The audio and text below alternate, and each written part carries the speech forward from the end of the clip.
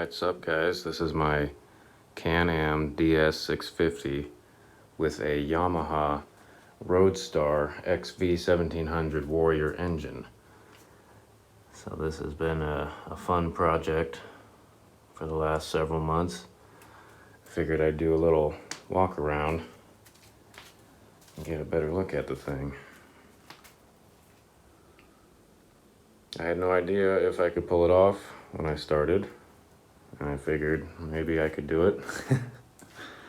Wanted to see if I could actually achieve it.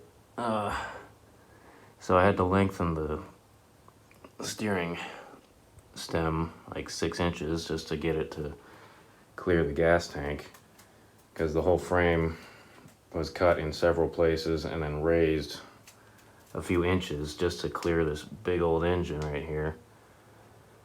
And so that lifted the whole thing up, the whole top half up. And so that was a fun experience. You can see my fun welding job here. I'd say it's pretty good, considering I basically was just learning how to weld on this. And this is a close look at the big fat engine right here. It came from an insurance auction. It was a totaled motor, and it got water in it, so it had the rings were seized, the valves were all crusty, and it needed a top end rebuild, so that was cool. But you know, for 200 bucks for the whole engine, that's not bad. So let's get a look at the back side here.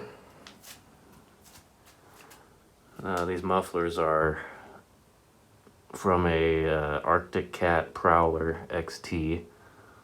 It's like a side-by-side kind of thing, I think. I got those because I thought they looked like they would work.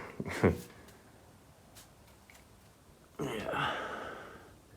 You can see right above the shock the fuel tank, the other fuel tank, because this bike has 2 tanks, which I thought was interesting. This little tank right here has the fuel pump in it, and it used to be over here on the motorcycle. And I'm gonna take a look. Alright.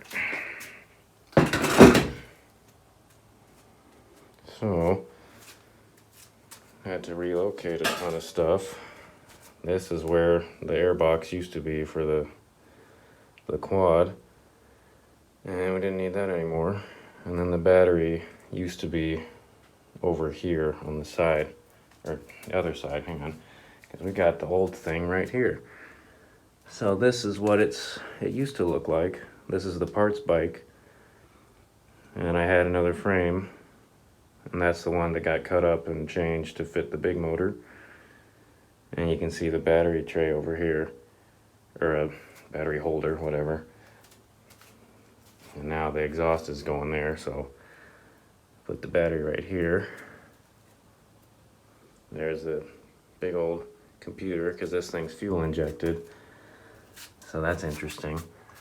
Learning how to work on that stuff. When I first got the motor, I knew it had no spark, and that was the biggest hurdle to overcome, because that was a real pain, learning how to diagnose an electrical problem on the fly. And here's another look at my welds. Not bad for a first build, I'd say. And there's a look at the shifter.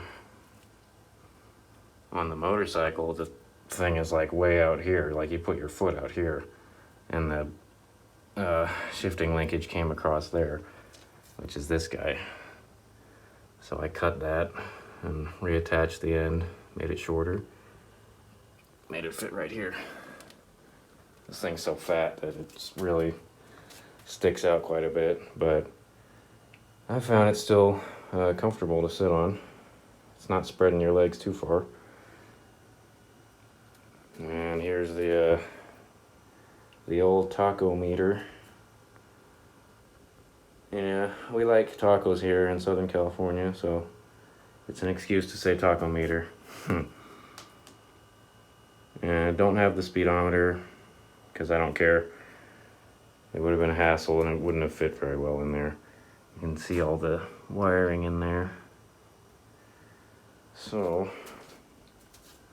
this is a good little look. That's some random eBay headlight.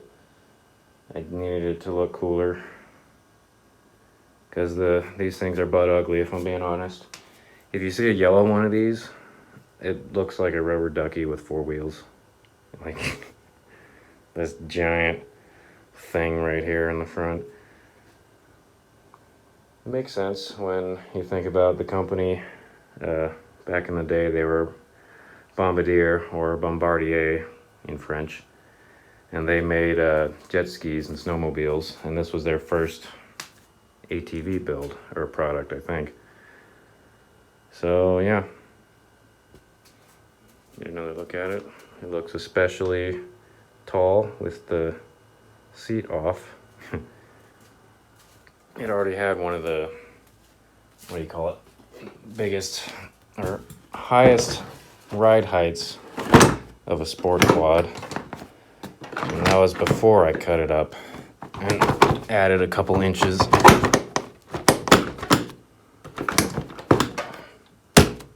Alright, there we go. Yeah, so this is a look at the thing that I made. Alright, cool. I'm out.